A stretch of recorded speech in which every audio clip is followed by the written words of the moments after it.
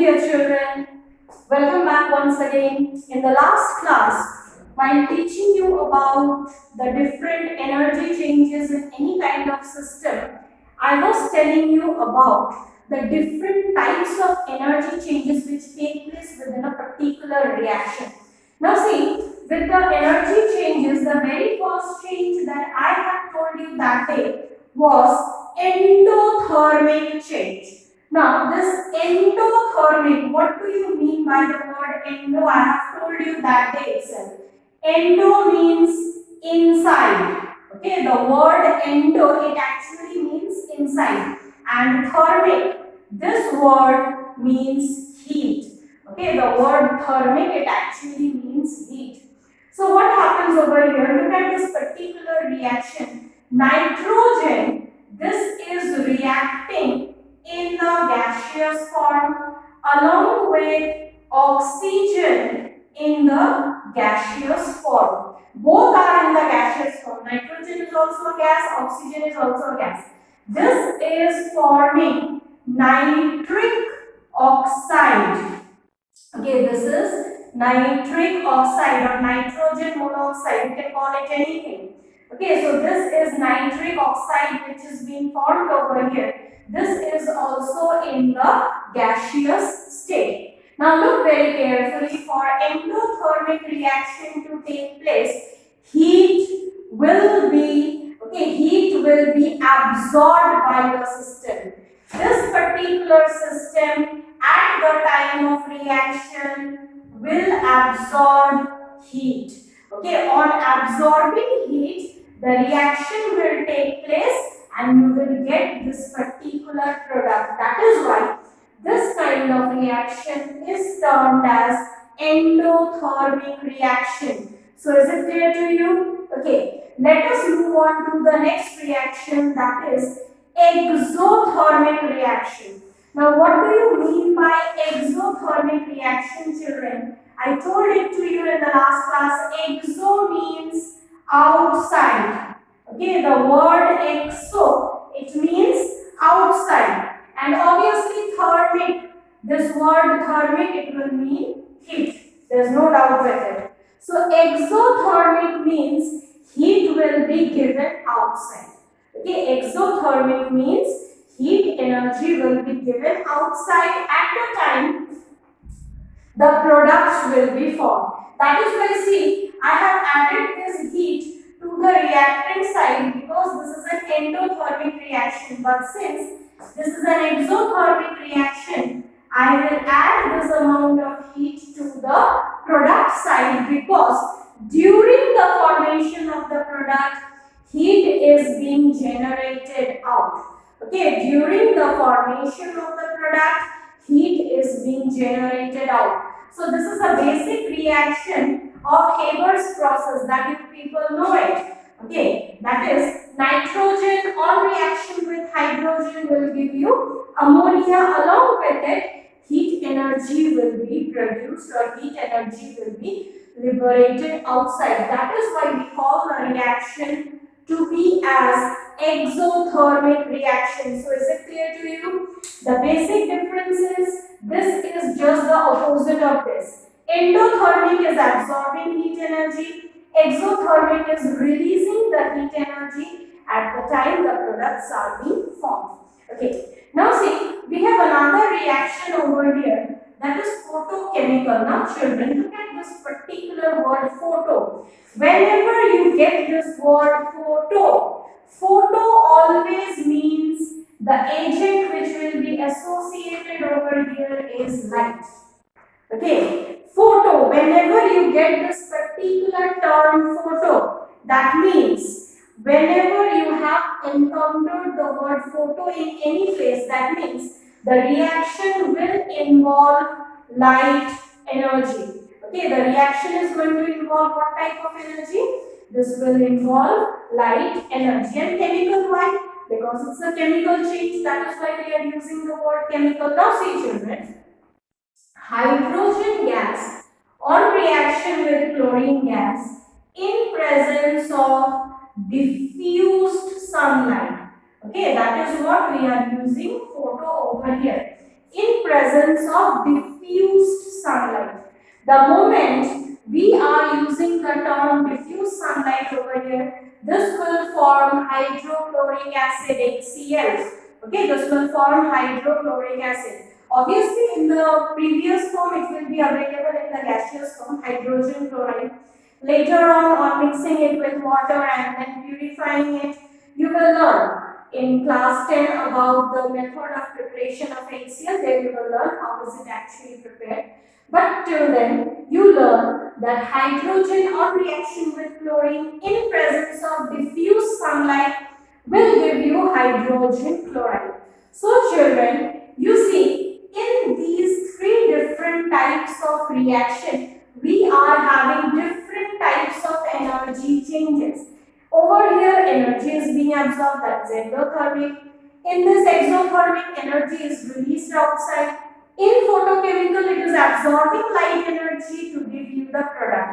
Now, one more type of reaction is there, and the reaction is called as electrochemical. Okay, the reaction we call it to be as electrochemical. Now children, let me clarify this term to you. Electrochemical, this word electro, it comes from electricity. Okay, this word it actually comes from the word electricity. And chemical obviously means it's a chemical reaction. That means the moment, okay, the moment we need to break, a chemical compound by the help of electricity or by passing electric current through it, we call it to be as an electrochemical reaction. Okay. In your next classes, you will learn about electrolysis and electrochemical reactions. There you will learn about these parameters. Okay. Let me show you one such reaction over there. Suppose you are having a salt of sodium chloride. Okay, you are having a salt of sodium chloride in the molten state. Okay, molten state or in the fused state. That means no water has been added to it. It's just in the fused state. So in the fused state, it will produce Na plus and Cl minus ions. These ions it is going to produce over there. Then this is what? This is the cation. So this will be discharged at an electrode called as cathode. Okay, your sodium ion, this is a cation, and this will be discharged at an electrode which we call it to be as cathode. And chloride is an anion. This will be discharged at an electrode called as anode. Okay, discharge means they will become neutral over there. Details you will learn it in the next chapters over there. So this is what is a basic structure of an electrochemical reaction. Now children, I have shown you 4 different types of energy changes. That is using heat, endothermic and exothermic. Then by using light, that is photochemical, and another by using electricity, that is the electrochemical. Now, other than these energy changes, we will learn about another parameter in this chapter of physical changes and chemical changes, and that parameter is burning of different substances. Now see children, burning of different substances, how are we going to explain it? See, you people have learned about this term burning. Okay, burning, or you have learned about the term combustion. Okay, now see, once a substance needs to burn or it will undergo the process of combustion, it needs a component which is very essential. And what is that component which is very essential? The component is air. Okay, the component is air. If air is not present, then burning or combustion, nothing is possible. Okay, without air or in absence of air, burning or combustion is absolutely not So let us see over here, that is burning of different substances. Now air means what? In air we have an active part which we call it to be as oxygen, which will help in burning. Okay, oxygen will help the objects, or oxygen will help the substances to burn. Now let us see, take for example, I am having sodium metal. Okay, this is just a sodium metal. Now this sodium metal on reaction with oxygen, okay, the moment it will react with oxygen in the air, this will form sodium oxide. Okay, this will form sodium oxide. Now this sodium oxide is formed as a result of bonding of metal with oxygen. Isn't it very true? Okay, let us see one more reaction. Magnesium.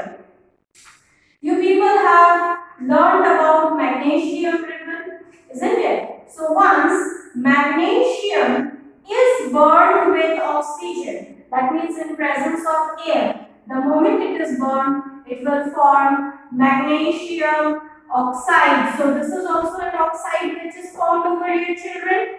So this is how metals on reacting with oxygen, they will give you the corresponding oxide. And what these oxides are? These oxides are all basic oxides because these oxides further on reaction with water will give you the corresponding bases. So that is why the oxides of the metals, we call them to be as basic oxide. See, this Na2O on reaction with water, it will give you NaOH. Along with that, hydrogen gas will be liberated. So you see, you are getting a base over here, isn't it? You are getting a base over here in the form of sodium hydroxide. That is why this oxide is called as a basic oxide. Let us move on with magnesium oxide also. This on reaction with water will give you magnesium hydroxide, MgOH called twice, and along with that hydrogen gas will be liberated. Okay, along with that hydrogen gas will be liberated. So that is how, okay, that is why these oxides are being called as basic oxides. So this part is clear to you? Okay, let us move on to another important point over here. That is, in order for a substance to burn, suppose you need to burn a candle. So that candle will not burn until and unless the temperature is high enough for the candle to burn. Okay, suppose you are provided with a piece of paper. Now you need to burn it. Okay, you have a matchstick with you. This matchstick is being lighted, and if you hold it near the paper, you will find that the paper will catch fire and it will burn. Okay, but in place of paper, this is your paper.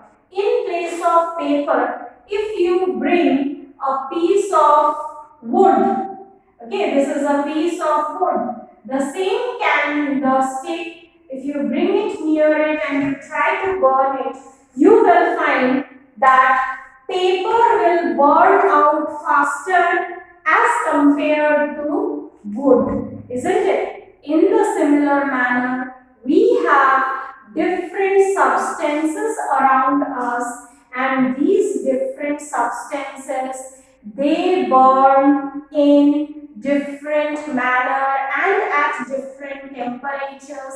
That is what we call it to be as ignition temperature.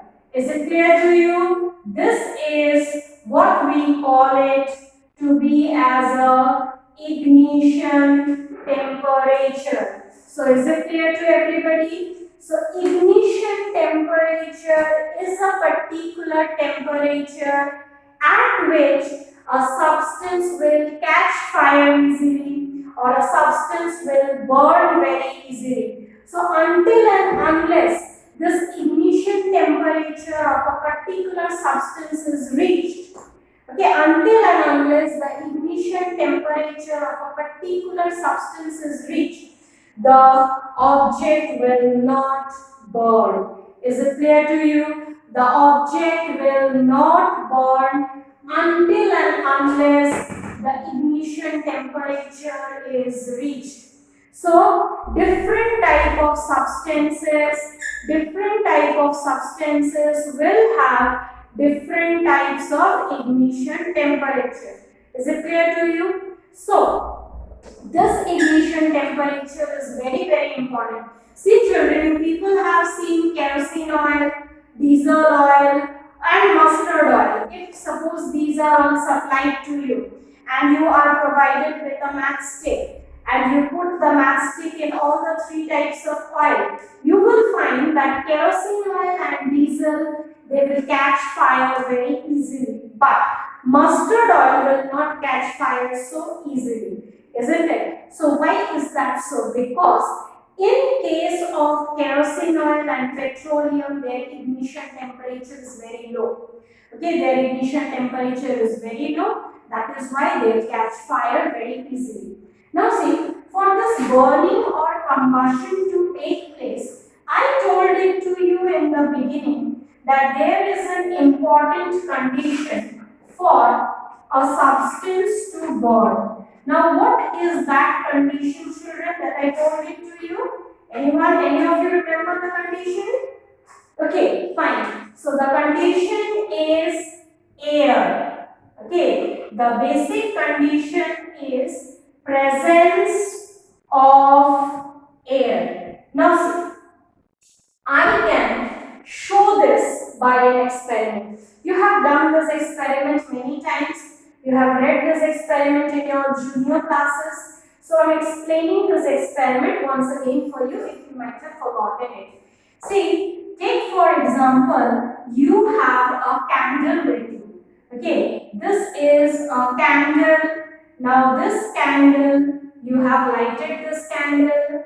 The candle is melting a little over here. Now this particular candle that you have taken, the moment you light it, it is going to glow, isn't it? It will burn. Now see, on burning, it will become smaller and smaller. Fine. That is not the question over here. Now, what you have done is, you have taken a container over here.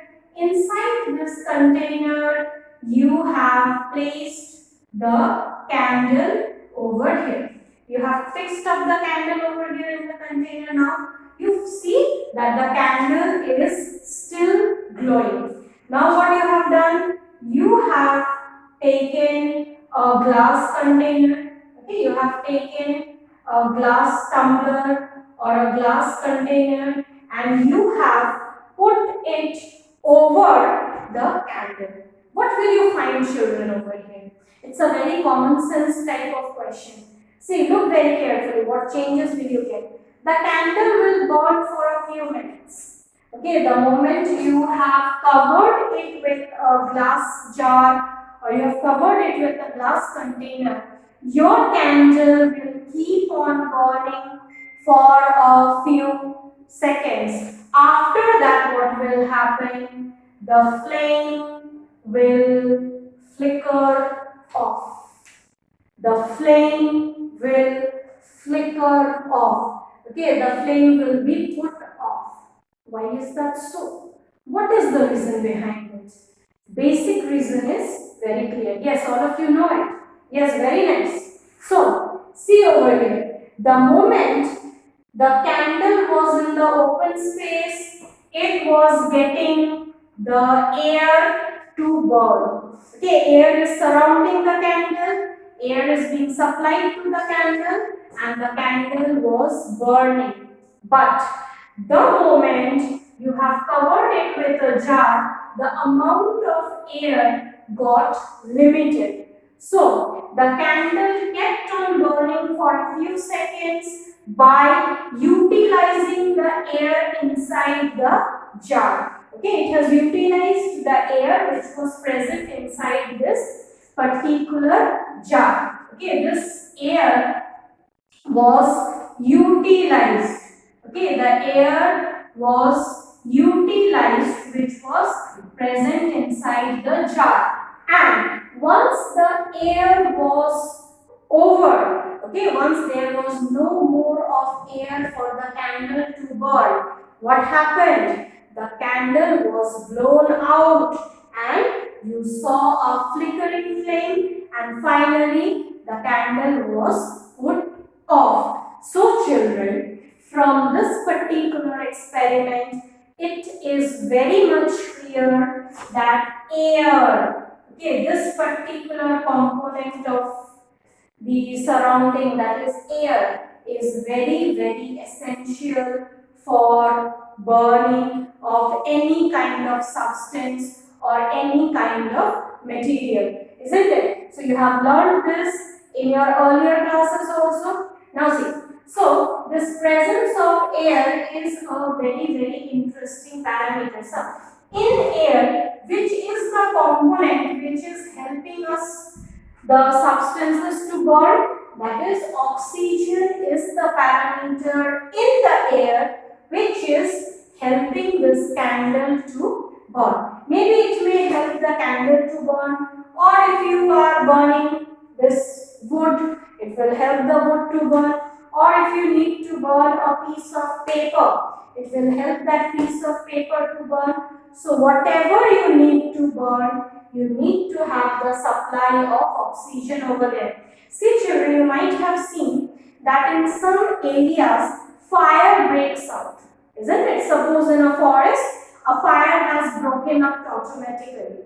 Okay, basically what happens in case of forest and all, the fire breaks out because of the excessive heat of the sun. Okay, fine. The fire has broken up. Now this fire will spread across the entire forest if the day is a very windy day, because wind will provide more amount of oxygen and will carry the fire along with it.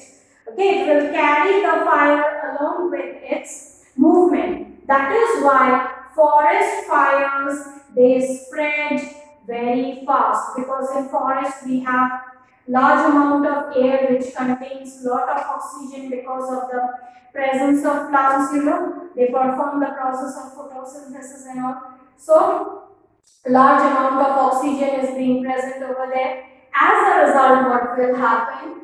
This amount of oxygen which is present in the air is very essential for the process of burning. Now children, let me tell you one more thing. Burning will increase the weight of a substance. Now how to explain that parameter, that burning will increase the weight?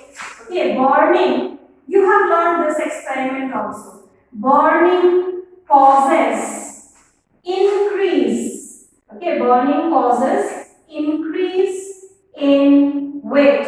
Now let's see how you have expressed it. See, I am writing an equation for you. This is magnesium, the common magnesium ribbon that is already known to you. Now once this magnesium ribbon is being reacted with oxygen gas, okay, this is the oxygen gas with which the magnesium ribbon is going to react. So this is a kind of chemical reaction, dear students.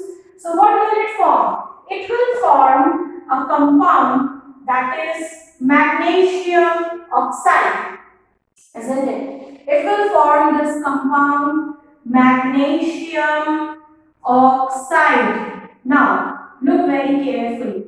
This particular compound, that is magnesium oxide, which is formed over here, the mass of magnesium and magnesium oxide are not same. They are different. See, magnesium, its mass is 24. Oxygen is 16. So, two molecules are there. So, 16 into 2, that is equal to 32 for oxygen. But for magnesium oxide, what am I getting? 24 plus 16. This will add up to 40. Okay, this will add up to 40. So, look very carefully.